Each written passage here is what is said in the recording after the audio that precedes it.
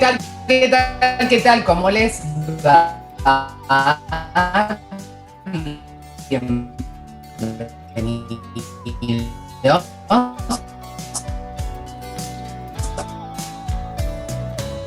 de tantas cuestiones esenciales que tienen que ver justamente con la... Hoy les traigo una propuesta espectacular para que empiecen de otra manera a mirar cada día de su vida. Les propongo que a partir de hoy, lo primero que hagan cuando abren sus ojos sea agradecer.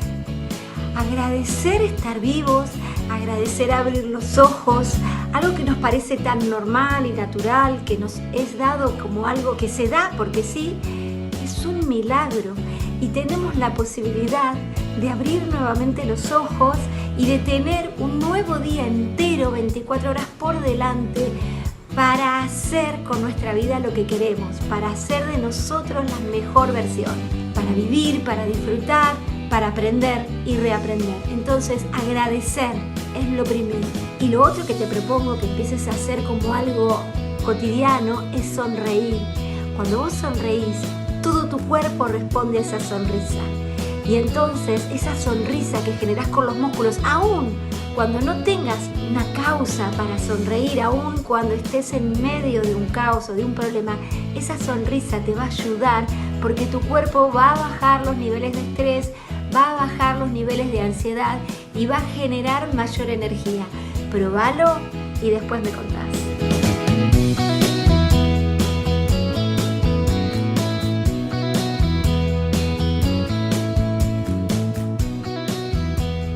Quisimos arrancar este programa agradeciendo y, como nos decía Cristina, sonriendo, porque esto se trata de la actitud con la que encaramos cada día. Sabemos que hay días que no son fáciles, que hay situaciones que también son complicadas, pero nuestra actitud puede sin dudas hacer que esa instancia, que a lo mejor es difícil o que nos pesa o que nos genera algún dolor, pueda ser asimilada y transitada de otra manera. Así que agradecer y sonreír, el lema de hoy con el que arrancamos. Gracias Cris Coconi, que siempre nos deja algún tip, alguna enseñanza para poder implementar de manera inmediata nuestro día. Y les decía, nuestras vías de comunicación, estén atentos porque es el 011-3545-6043. Vamos a hablar de 3 temas, pero que les adelanto hoy son imperdibles. Hemorroides, así como escuchás, nos pidieron que habláramos de este tema, que mucha gente quería saber qué le estaba pasando en su vida, un diagnóstico de esta naturaleza. Bueno, hoy vamos a hablar de hemorroides, así que ya mismo empiecen a dejar sus mensajes porque vamos a tratar de que entren todos. Se nos complica a veces, pero después seguramente a través del WhatsApp vamos a poder ir respondiendo algunas, las vamos a compartir. Después tenemos en un ratito otro temazo, celiaquía y ginecología. Seguro nunca lo escuchaste, pero ¿qué tiene que ver la celiaquía con la ginecología? Un montón, hay un montón de cuestiones a las que tenemos que estar atentos. ¿De qué se trata la celiaquía y cómo afecta en algunos casos la posibilidad de tener un embarazo? Muchas mujeres han tenido inconvenientes para poder quedar embarazadas y a lo mejor con un diagnóstico certero, un buen tratamiento, te aseguro que tenés una solución al alcance de tu mano. Así que ahí déjanos también tu consulta. En un ratito vamos a estar hablando con el doctor Juan Manuel Cerini. Y ahora vamos a tomar contacto con Neuquén y allí está ya conectado Adrián Morales, que es vicepresidente de la Sociedad Argentina de Infectología, que además conoce al dedillo toda la situación de lo que sucede hoy en nuestra maravillosa provincia de Neuquén. ¿Cómo estás, Adrián? Bienvenido. Hola, buenos días. Buenos días para todos. Bueno, nosotros la verdad es que nos interesa siempre muchísimo contar de cuál es la realidad en todo el país. En este caso en Neuquén, donde también, por supuesto, siguen en pandemia como el mundo entero, y también con la información que en un punto es positiva de que no hay, que estamos registrando las menores cantidades de casos de COVID confirmados y por otro lado también baja en las internaciones. Sí, así es, como en el resto del país, la tasa de ocupación de camas está mejorando. En Neuquén actualmente es algo así como 77%, o sea que hay mucho lugar, y las cifras en general de la epidemia están mejorando. Desde los últimos 2 meses, francamente, está mejorando la cantidad de casos, las notificaciones de nuevos casos, y también en estos últimos 2-3 semanas, por suerte, también la mortalidad. Eso es una buena noticia. Sin dudas. Es una buena noticia que no nos tiene que hacer, claro, que hacer relajar ni mucho menos, porque estamos ante la inminente circulación comunitaria de la variante Delta. hay regiones que, bueno, que están un poco más complicadas que otras. En Neuquén me decías que todavía no hay ninguna confirmación de ningún caso hoy, que eso por supuesto puede cambiar mañana. Claro, hasta ahora no tenemos ningún caso de variante Delta, pero los informes de las tipificaciones de estas variantes no son diarios ni semanales, se hacen, Claro. digamos, cada cierto periodo de tiempo, o sea, no podemos estar 100% seguros. Por otra parte, ya hubo un caso no lejos de acá, que es en Bariloche, que hasta ahora es importado, situación en Río Negro, pero sí ya tienen un caso. Y bueno, como decía, está pasando a todo el mundo, ¿por qué no nos va a pasar a nosotros? Así que tenemos que estar preparados, tenemos la ventaja de ir aprendiendo las experiencias de otros lugares. Así que en una de esas podría ir bien. Me parece importante esto que señalas, Adrián, porque bueno, vos sos integrante de la Sociedad Argentina de Infectología, que tanto trabaja en esta etapa de pandemia, ¿no? Para poder ayudarnos a tomar las decisiones que son correctas, que previenen, por supuesto, la complejidad de la situación. Pero como vos decís, tenemos el diario del lunes, tenemos la posibilidad de anticiparnos a lo que viene. ¿Qué nos permitiría decidir esa información con la que hoy contamos? Por ejemplo, lo que pasa en Estados Unidos con los menores. ¿Hay algo que nosotros podamos hacer para quizás evitar que en algún momento suceda algo similar?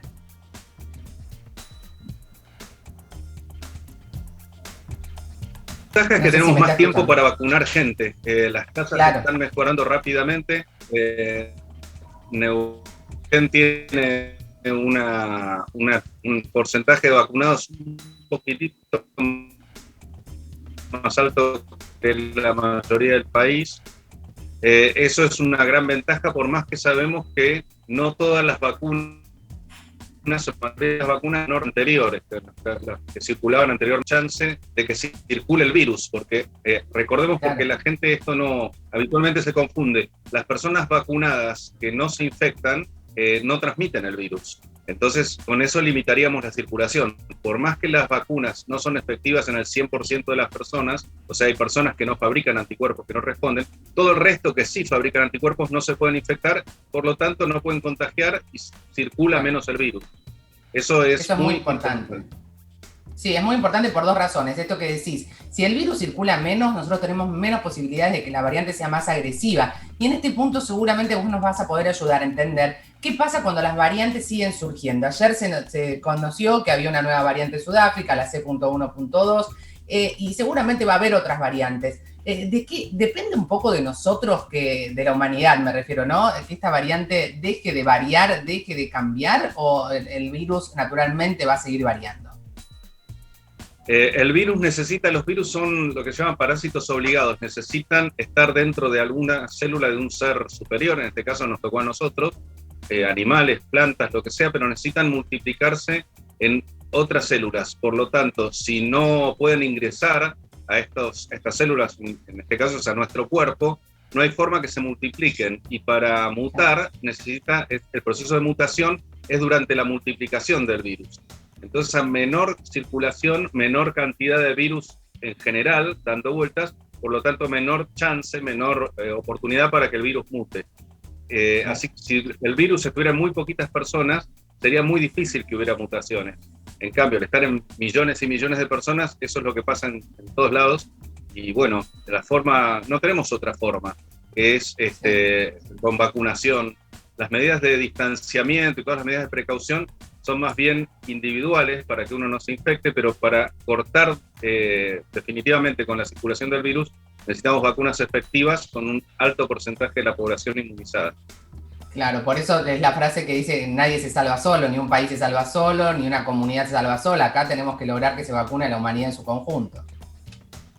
Así es, y bueno, no vamos tan mal en la Argentina a comparación de otros países. Yo justo tengo familiares en Italia y dicen que, bueno, que nuestros porcentajes son mejores inclusive, pero no nos alcanza. Tiene que ser rápido, masivo y con un alto porcentaje. Sí, y seguramente tenemos preguntas de los televidentes, pero sin dudas me interesa tu opinión. ¿Es importante priorizar en esta etapa la vacunación de los menores para poder evitar quizás una permeabilidad de la Delta justamente en la población que no tiene vacunas? Sí, las vacunas no hay muchas autorizadas para menores, eso ya lo saben. Se puede vacunar a partir de los 12 años. con Sí. solamente 2 vacunas hasta ahora están aprobadas. Estas aprobaciones, ustedes saben que son aprobaciones que se llaman de emergencia. Después se revisa constantemente cómo es el tema de la protección y los efectos adversos. Y a pesar de las noticias que salen que las vacunas tienen efectos adversos, más o menos, y son más o menos parecidas para todas las vacunas, es infinitamente más importante estar vacunado que contagiarse un coronavirus. Es muchísimo más riesgoso contagiarse, pero en frecuencia aparte, no el solo hecho de lo malo de la enfermedad. Es más de 200 veces más peligroso no estar vacunado que aplicarse una vacuna, con efectos adversos y todo. Sí, es clave lo que decís. Es clave, ante la posibilidad de contraer el virus, siempre la mejor decisión es vacunarte con cualquiera de las vacunas que están a disposición, cualquiera.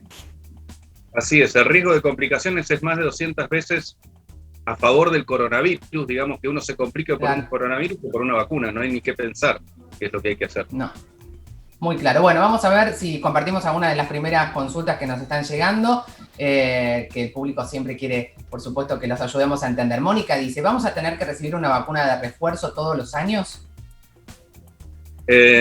No se sabe exactamente, probablemente sí haya que recibir refuerzos, porque lo que se ve, y más con las variantes de preocupación, estas variantes nuevas como la Delta, que con el correr de los meses va cayendo la respuesta de los anticuerpos.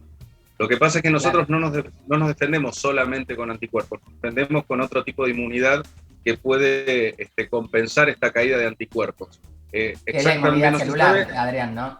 Es la inmunidad celular, exactamente, los glóbulos blancos, para que la gente lo entienda fácil. Sí. Nos defendemos con anticuerpos y glóbulos blancos. Esta respuesta de glóbulos blancos es sostenida, no es que se acaba rápidamente, pero bueno, en los mayores de 60 años se vio que la respuesta con el correr del tiempo va cayendo. Entonces ustedes vieron que en algunos lugares los mayores de 60 años ya se están aplicando una tercera dosis. Sí, y los inmunosuprimidos que también naturalmente al tener ese diagnóstico y tratamiento, la defensa también hay que estar muy atentos. Claro, para compensar esa falta de respuesta a la vacuna por la inmunosupresión de distintas enfermedades, no todas, se aplica una tercera dosis para que piquen más alto los anticuerpos. Bien, vamos a la próxima consulta, en este caso, a ver si ahí está Ernesto, dice, estoy con COVID, ¿cuál es la saturación mínima peligrosa por la que debería ir a internarme? Sí, no es solo eso, no es una medida de saturación, porque encima tomarse la saturación tiene alguna técnica, una pequeña técnica. Por ejemplo, si uno tiene fiebre o cambia la temperatura de la piel, el saturómetro registra mal.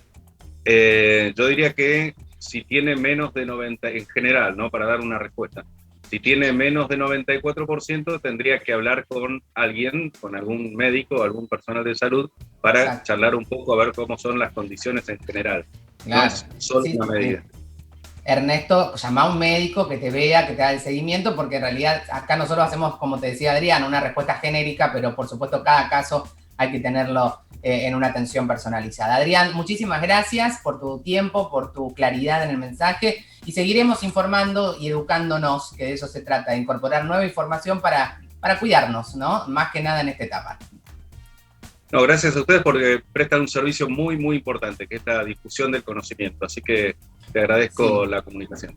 Y ahí dejo la red social, @sadi_arg, ahí está esta institución. Siempre decimos que para informarnos en las redes sociales tenemos que tener certezas y fuentes confiables de información. Allí en @sadi_arg, seguramente la información que van a poder adquirir es absolutamente confiable. Adrián, muchísimas gracias por todo el trabajo que hacen desde allí también.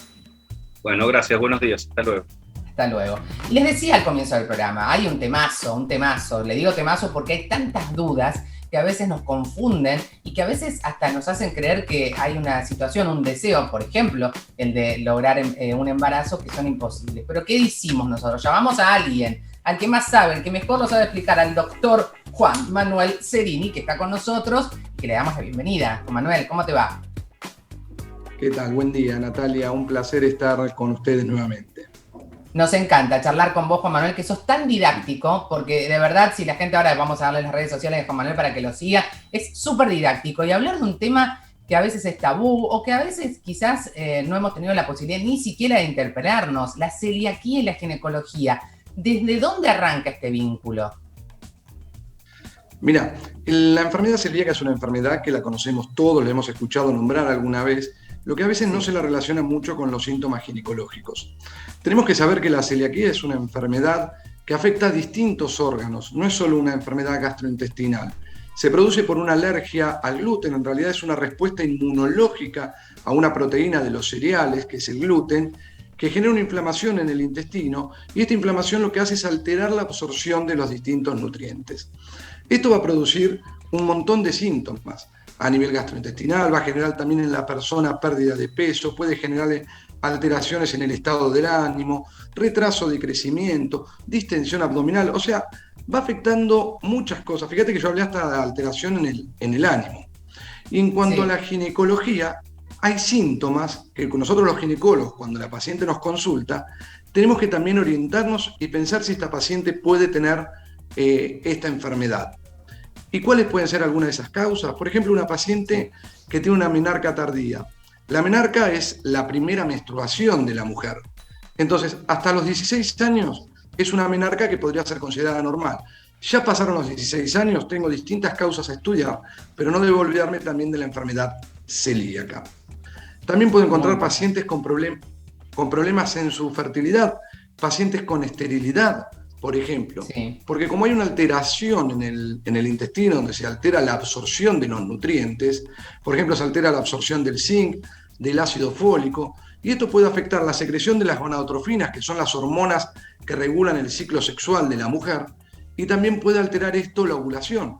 Entonces tenemos pacientes que no logran quedar embarazadas por tener enfermedad celíaca. Entonces una paciente que se le está estudiando por problemas para lograr embarazo y no encontramos una causa aparente, hay que pedir estudios de celiaquía.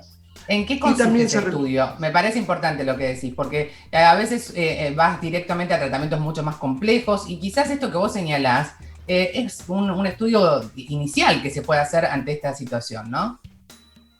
Correcto. Los estudios que se hacen son estudios de sangre donde se piden anticuerpos y eso nos va a servir en forma orientativa.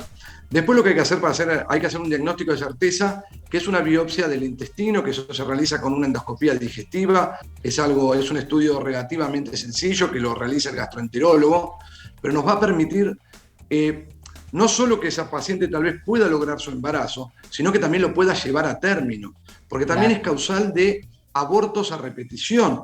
O sea, tenemos que diferenciar la palabra esterilidad de infertilidad. La esterilidad es que no logra quedar embarazada. La infertilidad que logra el embarazo y no lo logra llevar a término. Entonces, en una mujer sin celiaquía, es aproximadamente los abortos a repetición se producen en un 6% de casos. En las mujeres con celiaquía hasta un 15% aumento, o sea, más del doble. Más del doble. Por eso esto, Juan Manuel, en el caso de que se diagnostique y se tiene un tratamiento, se podría, por supuesto, evitar ese alto índice. Totalmente. Y lo más importante es que el tratamiento de la celiaquía es muy sencillo. Es tener una correcta alimentación, una alimentación que no contenga derivados del trigo, de la avena ni del centeno, ¿sí? O sea, con una correcta alimentación desaparece esta inflamación del intestino y se mejora la absorción.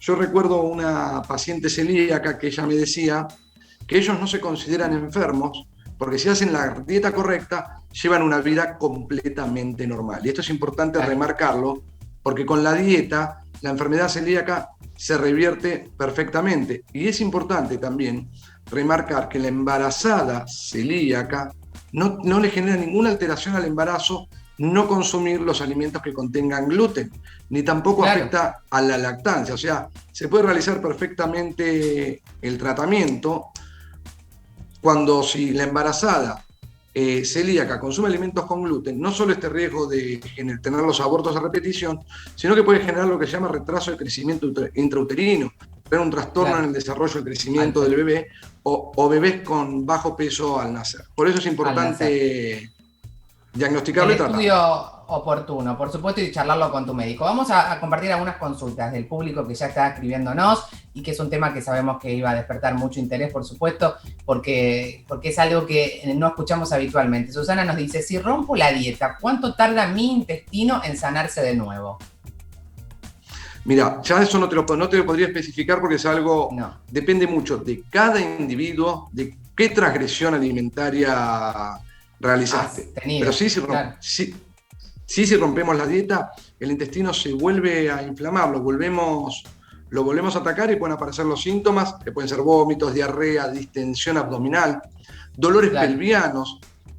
Por eso en una paciente con dolores pelvianos crónicos, una de las cosas como ginecólogo que tengo que descartar también es la celiaquía, no solo orientarlo a problemas 100% ginecológicos. Claro, es muy importante lo que decís, Juan Manuel, porque a veces el ginecólogo no te orienta en eso y esto que vos manifestás es clave. Yo sé que nos queda poco tiempo, pero hay una pregunta que quiero hacerte. ¿Qué pasa con el hombre que quizás es celíaco y en ese proceso de gestar y del embarazo, quizás no es el problema de la mujer? ¿Es importante también detectar la celiaquía en los hombres? Sí, en los hombres también es importante porque también al alterar la absorción de los nutrientes también puede afectar su calidad espermática. Bien, clarísimo. Bueno, quiero que tengan en cuenta esta cuenta, @doctor.juanmanuelcerini, @doctor. Mira, yo agarro mi celu y pongo @doctor Juan Manuel Cerini, ahí lo vas a encontrar con no un poco de información, con mucha información súper precisa, súper confiable, así que los invito a que lo sigan, @doctor Juan Manuel Cerini, tiene mucha data. Gracias, Juan Manuel, estamos en contacto nuevamente. Celiaquía y ginecología, controles, pedí tu chequeo. ¿Quién te dice? A lo mejor ahí encontrás la respuesta a tu problemática. Gracias, Juan Manuel. Muchas gracias, Natalia, que tenga buen día. Hasta luego. Y también les adelanté al comienzo del programa este tema que vamos a abordar ahora y que tiene que ver justamente con la hemorroides, y lo tenemos ya en contacto a Lisandro Moreno, jefe de la sección de coloproctología del Hospital Posadas. ¿Cómo te va, Lisandro? Bienvenido. Hola Natalia, buen día. ¿Cómo estás? Para vos y para toda la audiencia. Muy contentos. Y me gustaría que empecemos con este temazo, porque tiene mucho prejuicio, porque la gente muchas veces le da vergüenza, pero sobre todo le genera mucho trastorno, mucho dolor, mucha incomodidad. ¿Cómo empezamos a sentir que quizás tenemos una hemorroide? Bueno, totalmente tal cual vos lo decís, las hemorroides es una patología muy frecuente, muchas veces banalizada, dejada de lado, sí. No le damos la importancia que merece y bueno, como vos decís, genera pudor, pero mucha incomodidad y altera la vida habitualmente de las personas. Los síntomas principales que va a venir a consultarnos los pacientes son por sangrados, prurito, es decir, picazón, sensación de pesadez en la zona del ano y dolor. Esos son los síntomas más frecuentemente que nos encontramos. Claro. Y eso que vos te decía al comienzo, a veces les da vergüenza, a veces te hace sentir incómodo y posponés esa consulta que en realidad tiene solución, ¿no? Con un buen tratamiento podés tener una buena calidad de vida. Exactamente. Mirá, en realidad lo primero que uno tiene que decir es que es una enfermedad o una patología benigna, ¿sí? Pero si bien es benigna, muchas veces está enmascarando otra patología que puede ser un poco más peligrosa, porque uno dice, por vergüenza no voy, debe ser una hemorroides, y ese es un primer grave error que cometemos, por no consultar.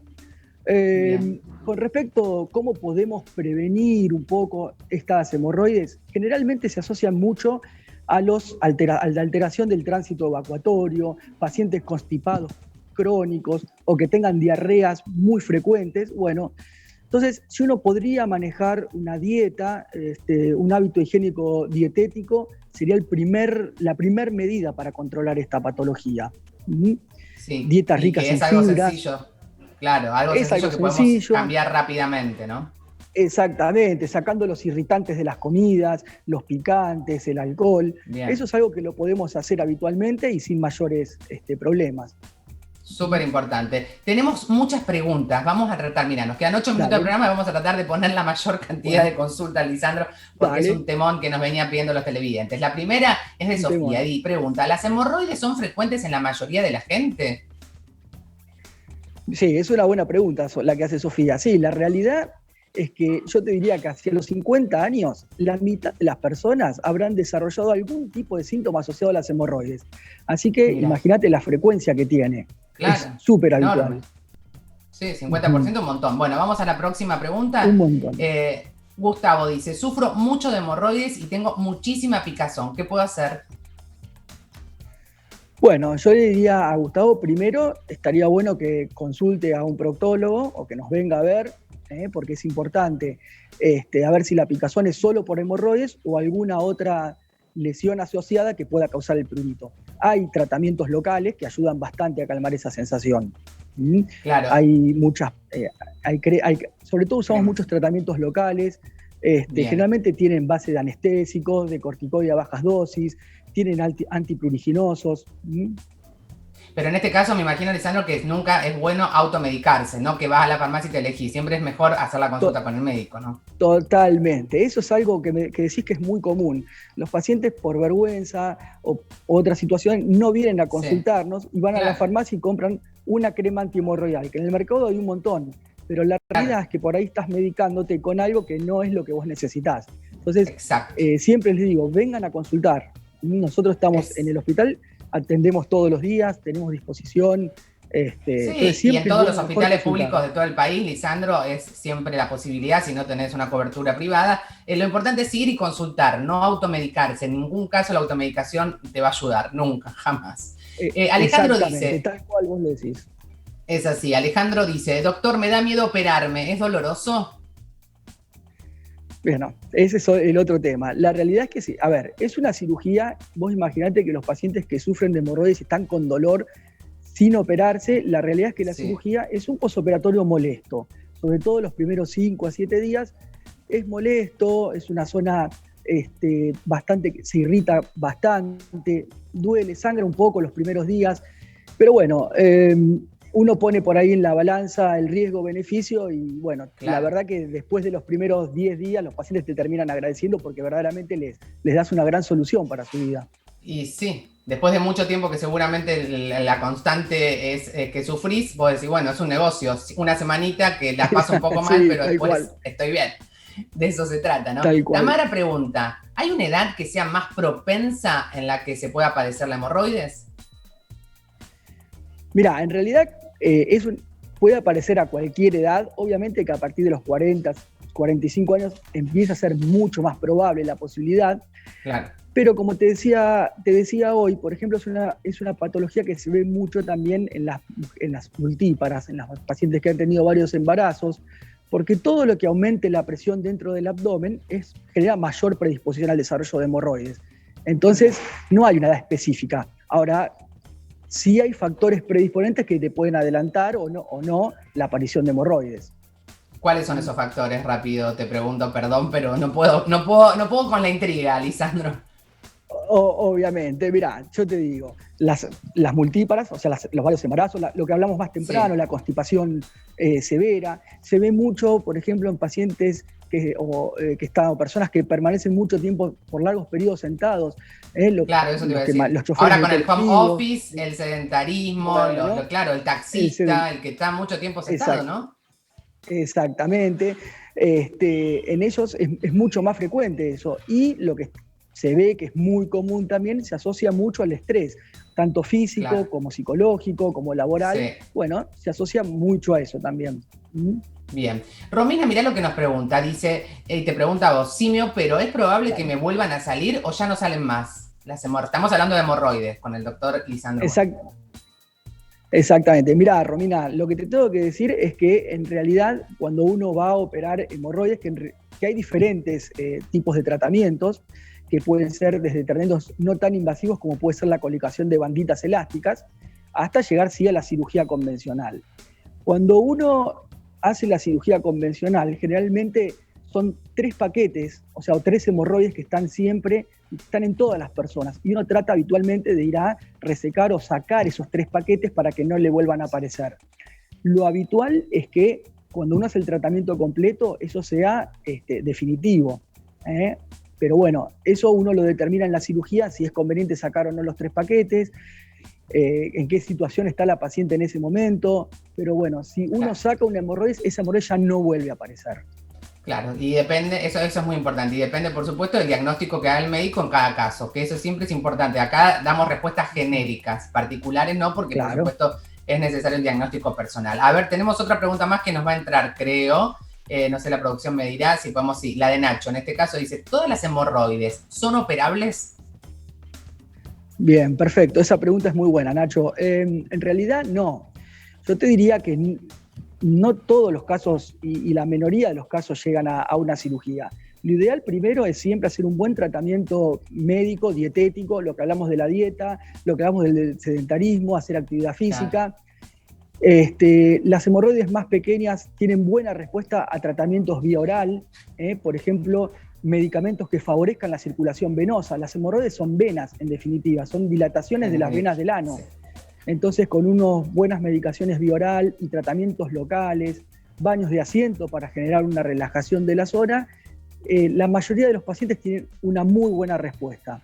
Bien. Ahora, los pacientes que tienen hemorroides que ya prolapsan, es decir, que salen por fuera del ano y sangran o se inflaman y se hacen las complicaciones como las trombosis o las fricciones, esos pacientes sí, indefectiblemente van a terminar en cirugía. Lisandro, gracias por tu claridad, por esta información que nos ayuda a orientarnos y sobre todo a quitar prejuicios, a hacer la consulta oportuna, y nos queda claro que el estrés, que el sedentarismo, que los embarazos múltiples son factores de riesgo. Entonces, hacer algo de actividad física para compensar y sobre todo, aún en pandemia, controlar nuestro estrés físico y emocional es fundamental. Un abrazo para vos, Lisandro, gracias. Muchas gracias, igualmente para ustedes. Buen día.